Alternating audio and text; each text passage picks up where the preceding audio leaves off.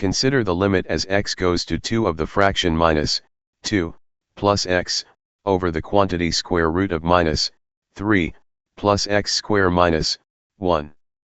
In order to simplify the radical term, we need to use the conjugate expression. This means that we have to multiply both the numerator and denominator with the conjugate of square root of minus 3 plus x square minus 1, which is square root of minus 3 plus x square plus 1.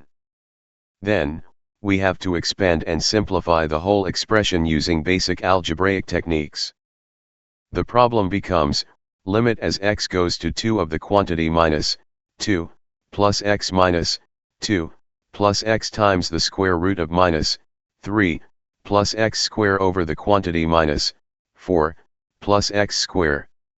It is clear that we factorize the numerator and denominator in order to find a potential common factor, then simplify the common factor.